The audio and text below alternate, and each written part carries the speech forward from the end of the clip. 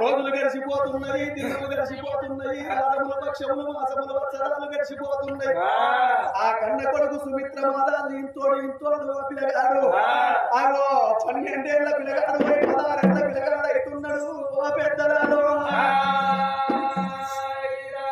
16 ఏళ్ల పిల్లగాడు ఎప్పుడు ఆయన కన్న బిడ్డ 12 ఏళ్ల బిడ్డ అవుతున్నది. ఆ పిల్లలు పెద్దలు అటువంటి పొడి చేడిపోవాలి. ఆ కన్న బిడ్డ పవిత్ర 12 ఏళ్ల పిల్ల అవుతున్నది, ప్రభుత్వాలు అవుతున్నది.